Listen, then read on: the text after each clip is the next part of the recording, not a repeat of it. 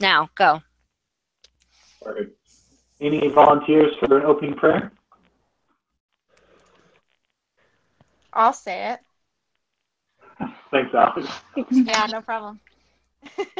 All right. Our dear, kind, gracious, humble Heavenly Father, we are grateful for this wonderful day, and we're grateful for the opportunity that we have to be able to meet as a group and to be able to discuss the things that we will meet and see within our working careers and within our lives. And Heavenly Father, please help us that as we go throughout this discussion, that we'll be able to be mindful of others around us and be able to participate in a helpful and good way to be able to be conducive to the Spirit. And we ask for a special blessing upon all of us that as we go throughout this semester, that we'll be able to be blessed with an extra portion of thy Spirit and blessings to be able to do the things that thou would have us do, to be able to not just get our homework done, but be able to fit everything else we need to fit into our schedules and our lives. And we're grateful for all the blessings that thou hast blessed us with in our lives. And we say this in the name of Jesus Christ. Amen. Amen. Amen. Thanks, Alex. No problem. All right. I know it's because of the lateness of the hour and everything. Let's just jump straight into it. So, right here I'm saying, I'm just wondering, so from your guys' personal experiences, what have been some key behaviors in some of the effective teams that you guys have been a part of?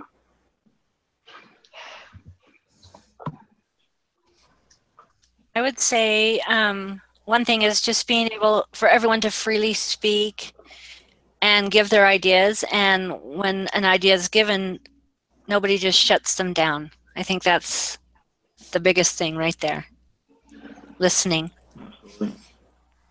I think along with that, when oftentimes when somebody does along those same lines, when someone gives an idea, even if you don't agree with it, to say, oh, I really like this about the idea that you're presenting, or I think that this is a good piece of it before you even give any other feedback about it, so that the person leaves with a positive outlook, kind of like we talked about before last week. Yeah. Yeah. I think that's something that's really important is also, like, even if you don't necessarily agree with somebody, I think it's really important to understand where they're coming from with regards to that. Because, I mean, I've had a lot of times where it's like, I might disagree with somebody a lot, but I understand where they're coming from, and as a result, we're able to keep a good relationship and also be able to work off each other's ideas just because we're seeking to understand each other's point of view, even if we don't always agree with it. That's a good idea. Yeah. Any examples you guys can think of effective teams you guys have been in and the results thereof? I used to, an old boss that I had, he was very, very good at, I guess, that subject altogether, and created this like conducive work environment where he had a ton more experience than all of the rest of us on his team, but he had taken in a lot of people that had a lot of potential. And he said, he always said in meetings, he's like, I need you guys to know that what you say may not always be perfect, but you bring a different aspect and a way of doing things into our environment. And he goes, and that's really valuable. And he always like made it like, so and so, I really loved your ideas that you posed on that. Does anybody have any ideas on how we could build upon that or improve upon that?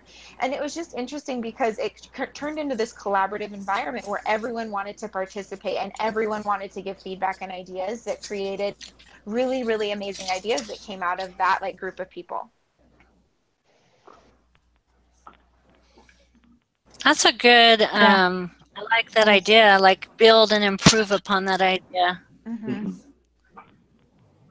like that too. So it's not knocking it down, but it's just trying to build it up in a good way. Yeah. I think a lot of like the part of the teams that I've been in, I think what makes a good team is everybody just being a team player. I mean, I don't know if you guys have been in groups where everybody's just more doing it for themselves. They're there because they want to get a good grade, but they're not really looking out for other team members. And one of the best teams I've ever been in is when like there's been problems that we've had to work through together.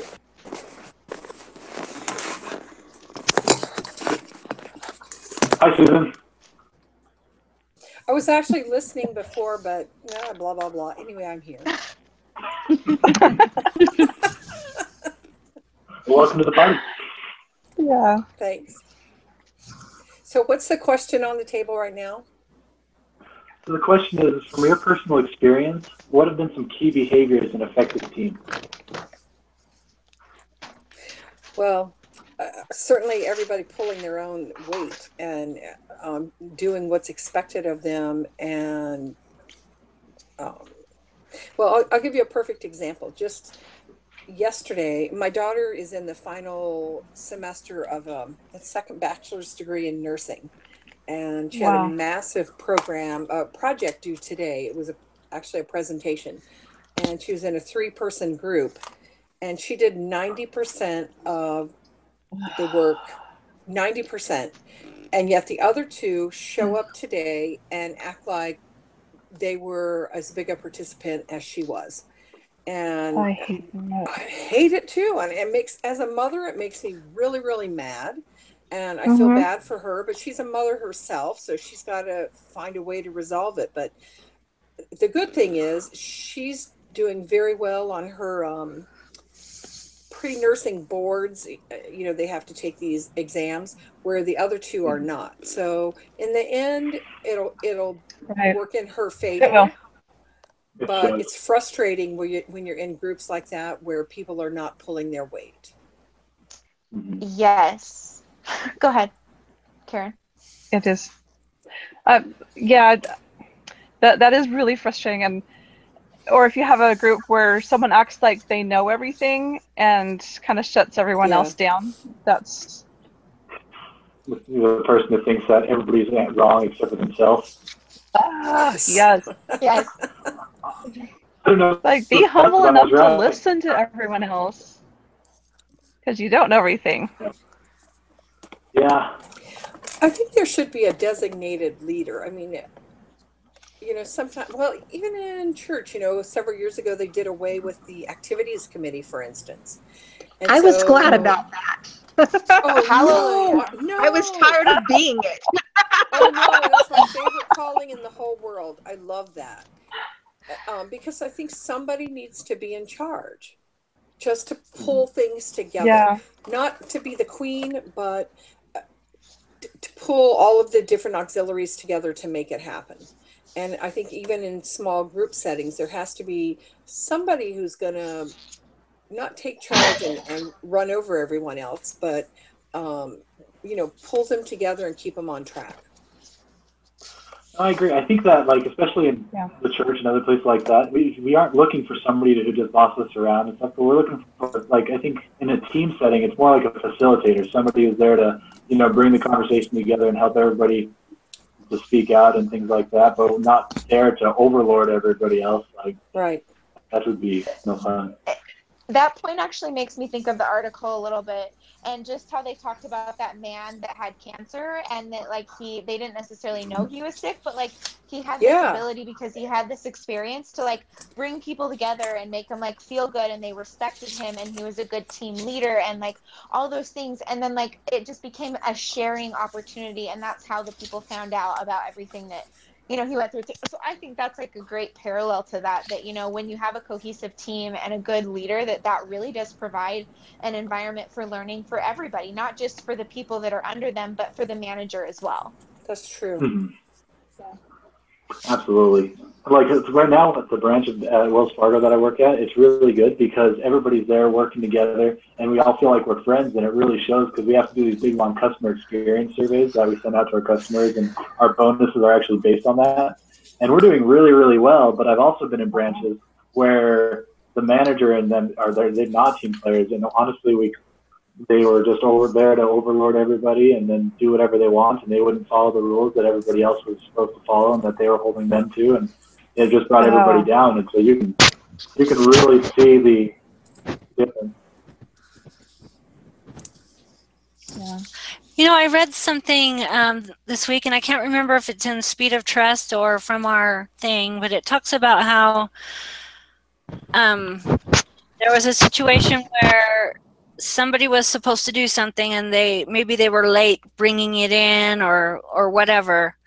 But instead of like getting all mad at that person, the person was like, "Oh yeah, that's good. We can use this," you know, and used whatever they had brought in, you know, rather than maybe that person in charge had already found something to use in place because they were late or something.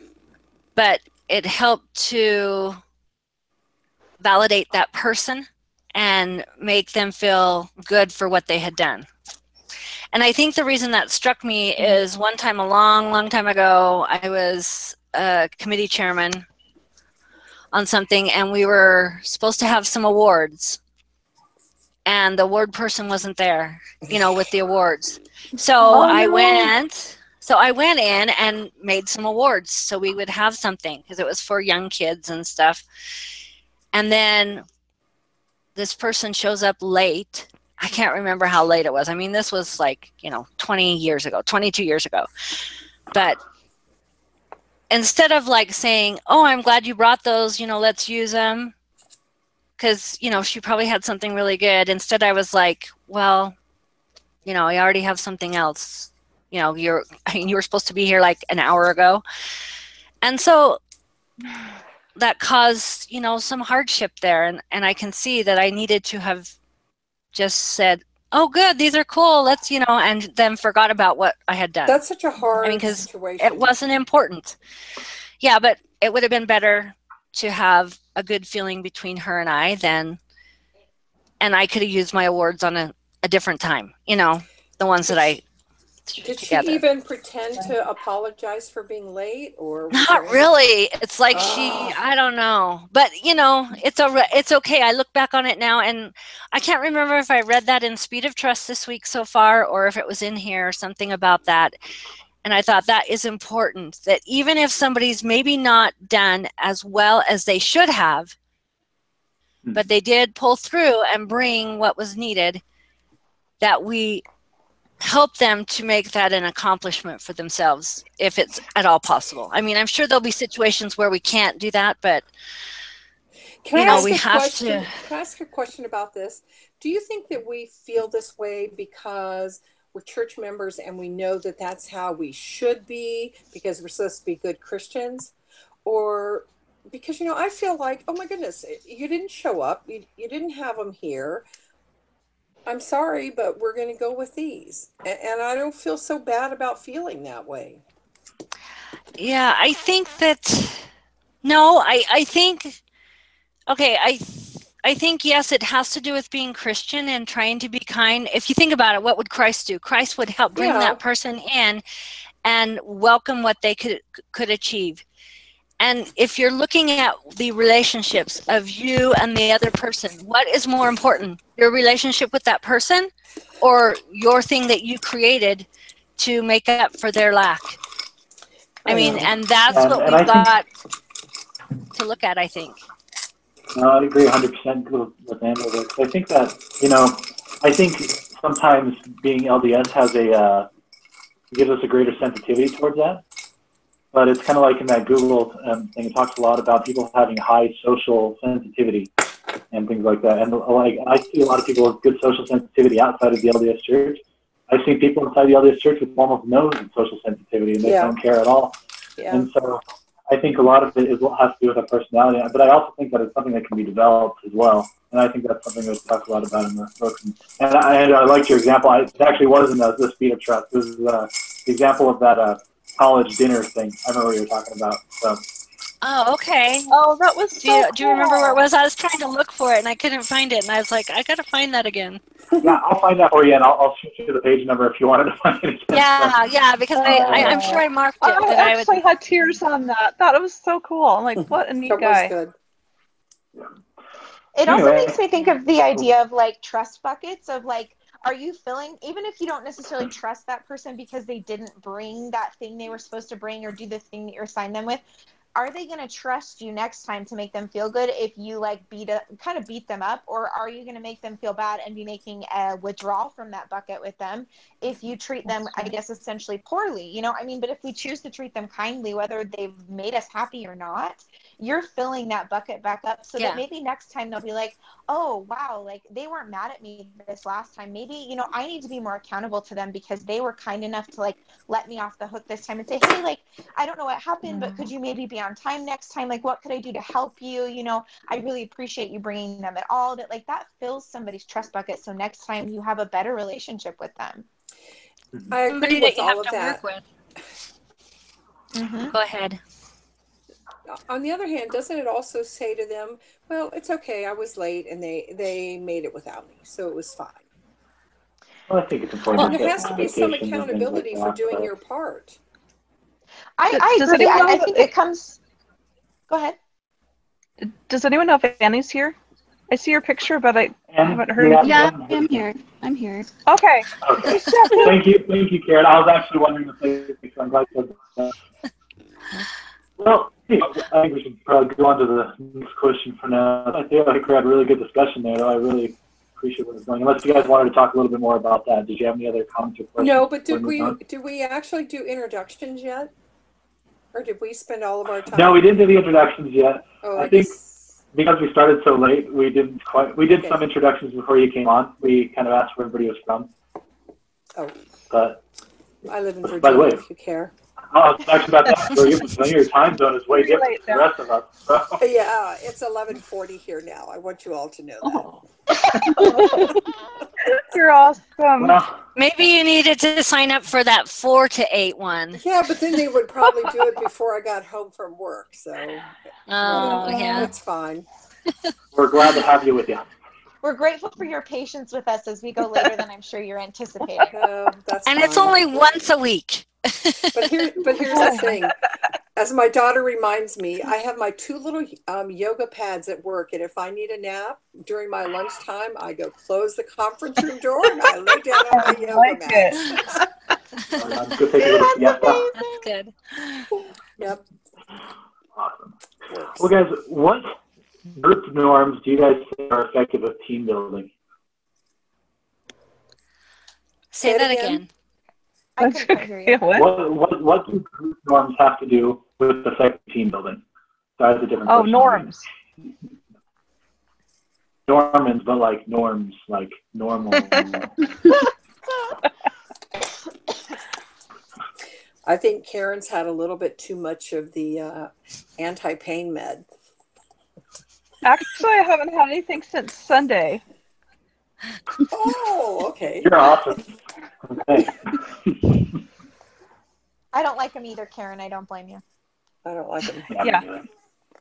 They prescribe these narcotics. I'm like, I don't think so. No. I think that normals have, and maybe in my the definition that I think of when I think of normal is incorrect, especially as I was reading the article, but I think of whatever a norm as like a precedence that they set within the group of whether or not one person talks all the time or whether or not you're kind enough to build people up or ask for feedback and be willing to take feedback. And I think that those norms pretty much affect everything. They affect how cohesively your team works. They affect how they affect the work that can be done. They affect everything at the end of the day. And if you don't have good norms, I think you're kind of hosing any project, anything that you choose to work on. I think you're right. Well, I think group norms are very important because, like, they like said, it's like the unwritten rules of the group. Like, we still know what's acceptable and what's not acceptable, usually pretty quick in a new group. And how open people feel with each other really affects how open people are with each other and then how well the team is able to work. Yeah.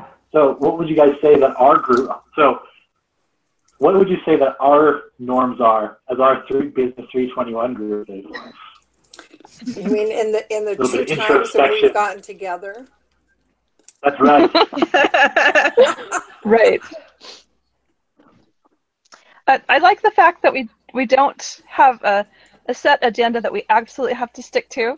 I mean, you have questions and it kind of directs us, but we're allowed to go off on different tangents and explore things instead of just has to be for structured.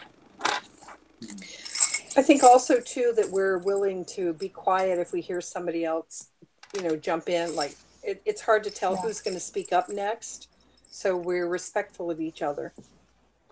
Yes. And last week I loved how Theo and Karen were kind of like after you. No, or Theo and Angela, not Karen. Sorry. We're kind of like after you. Sorry, go ahead, Alex. No, you're okay. I just think it's amazing that everybody even showed up. I took a class last semester in the winter last year, and there was one person that didn't show up like the whole semester. And yet they still got credit for a lot of the work that was done. That is not right. And oh, it was so wrong. So we all wrote him, like, we all talked about it and we're like, well, how do we pose this that he showed up for 1 out of like 10 meetings? Like, you know, we don't want to throw him under the bus, but like he didn't Well, do his part, you know? And so it was just interesting. And so it made me a little bit grateful. And I'm also in another group in a different class where people are like, well, sorry, that time's just not going to work for me. Like, I can't do then. Like, you're going to have to work around my schedule and do this for me. And I'm just like, I'm sorry that you Hello. chose to be in school and you're 8 hours ahead of everybody else in another country, but it doesn't mean that everybody else has to work around your schedule. So it just made me grateful that I sat there and I go, you know what? Like, I'm grateful that our group has a set time and everybody knows we're going to meet then and everybody's accountable to show up. Or even though Theo couldn't be here, he let us all know ahead of time to say, hey guys, I'm really sorry I can't be here. You know, just so you know, this is why I can't be there. Like, that to me shows accountability. And I think that that's a big deal. Yeah. I agree. I agree. and the worst part about Theo is I, he's I going to have to had, sit back and watch this. Poor guy. we should make I'll it just say really, hi to really Theo. long. Oh, Okay, no. everybody speak in monotone for the rest of the meeting, okay? Yeah.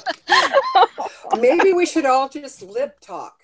Oh no, Think that'd be No. terrible. I think his sound has Hey, stopped working. Theo, We're just how What fine. you did they say? Of course, he'll hear this too. So Yeah, I think things are.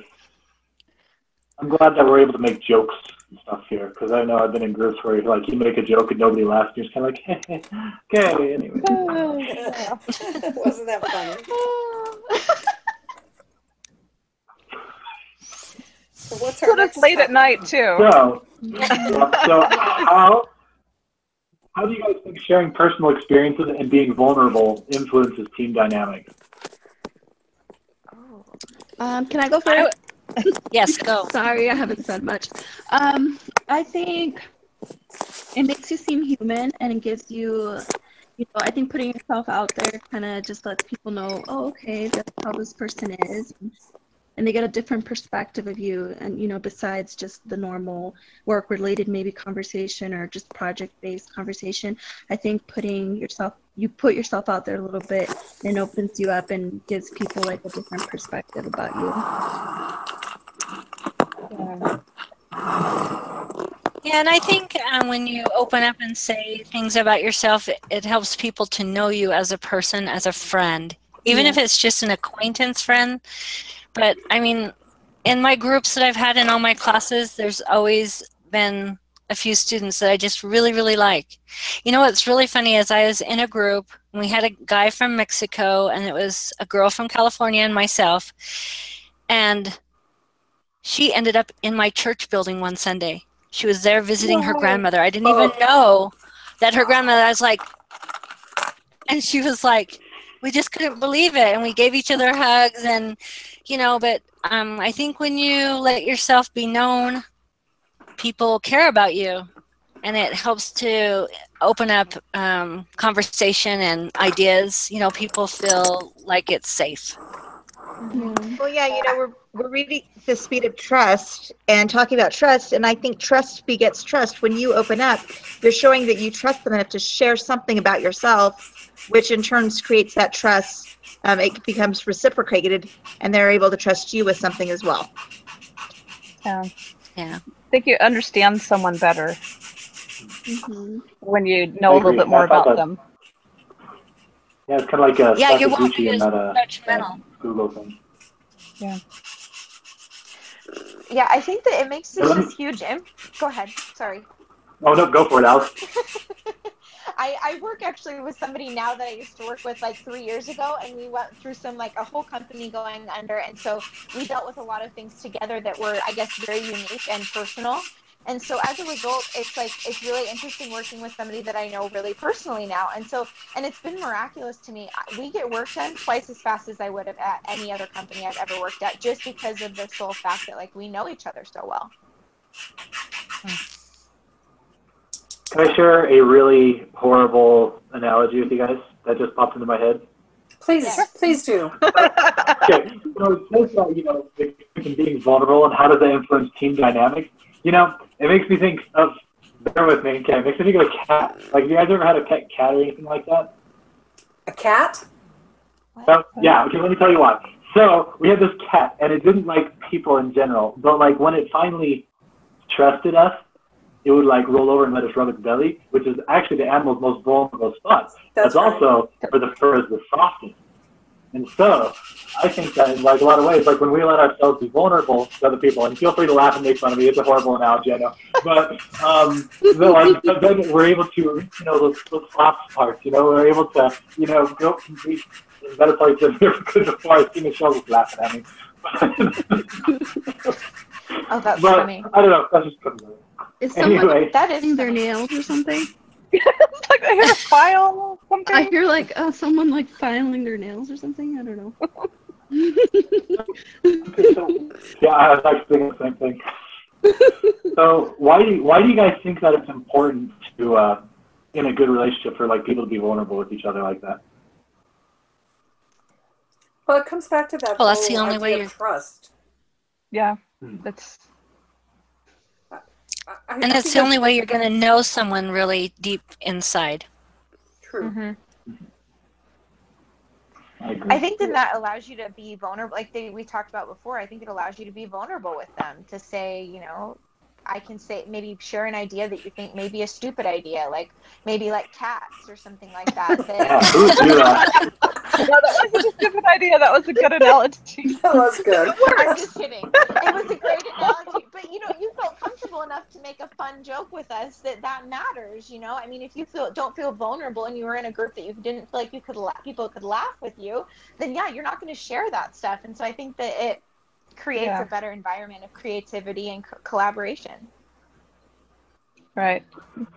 And I think that like when people are willing to be vulnerable with each other, like if it feels like I think it builds a lot more understanding between people. And I know that if I understand somebody and I know like kind of their background, I'm a lot more likely to give them the benefit of the doubt and kind of help them along. Whereas otherwise they're just kind of this nameless. They're almost like a machine that I'm working with. Like they don't have any excuse. They should be here when they're here and all that kind of thing. But when you know where the people are coming from, you know how to work with them better. All of a sudden it's not just machines you're working with. We're all real people. Yeah. Mm-hmm. Because I hate being treated like a machine. It's okay. At least you're not a needy cat. It's fine. That's right. All right. Last question before we finish up for tonight. What do you think you can do as an individual to initiate effective team behavior? A little bit of introspection. What? What can you do as an individual to initiate effective team behavior? Oh, initiate. I think be accepting of like people's opinions and open-minded. I don't agree with that. Just kidding. Fine, I take it back. Oh, that's funny. Well, I think it's good how we have a little bit of pre-talk beforehand, but work situation where you can't do that for some reason, like I think like Annie said, be open to their ideas and allow that to happen until you get an opportunity to know people a little bit better where it's more natural. So I think that would be important, that no matter what the meeting seems like, that you as an individual just be open to everybody, until you get the opportunity to get to know people better and have that more relaxed feeling. Mm-hmm. I agree. I think our group's already gotten to the relaxed part. I think you're right. Yeah, I'm wearing pajamas to the next meeting, guys. Well, and one thing to think about too is you can't be too relaxed either, because then you lose all productivity. Yeah, so you have to be careful and keep things at a certain business level, I think, if you want to make. Right. So that's where your group leader is important, like Susan was talking about, having someone that's kind of to keep us on track and things like that. Yes. Absolutely. It's kind of like at work when we talk about, the people, like our customers will know when you're being fake. So you need to be the best version of yourself. Well, you need to be yourself to be the best and most professional version of yourself. And when you're on the job and things like that, because that's only that way that you can get the job done, but not be fake either. Yeah, I agree. I bank at Wells Fargo, and sometimes with my job, we have to go in and do the deposits. And some of the employees, oh my goodness, they will attack you with their, "Hi, how are you? Oh my goodness, Welcome to Wells Fargo. Come on over. What are we doing for yeah, you like today? you're like your best friend from like yesterday, and it's like kind of annoying. Like, you can tell they're being super Well, maybe they genuinely like you and you're always so smiling when you work with them. Oh, I would come definitely say on. at least half of the No. tellers in my branch genuinely like people. At least They half of just them want to do. open credit cards in your name. No, no, no, no. See, Is Annie, that I'm Anyway. the horrible person that's nice to everybody on the phone. People at my work, actually, today it was funny. It's not my job by any means, but someone was like, can you make the recording for the new phone tree that we did for our new call system? And I was like, why? Why me? Because you're so happy And on they're the like, phone. exactly. They're like, you're just so happy. Every time you come in, no matter what's going on, you're just so happy. Like, aren't you ever mad or don't you ever get irritated? And I was like, yeah, but nobody needs to know that.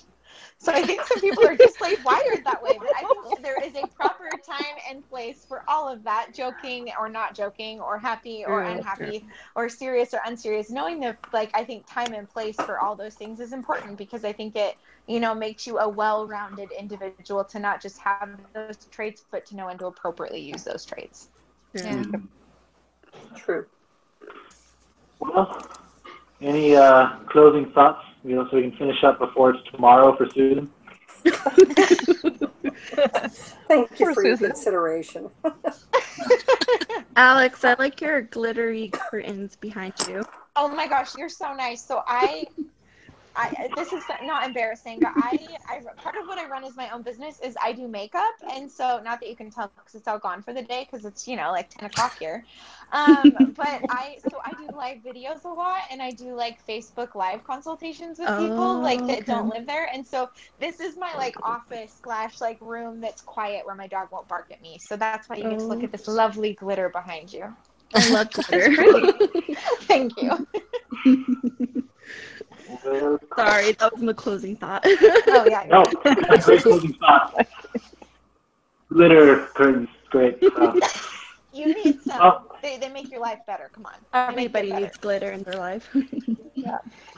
Well, Angela, thank you so much for setting that up.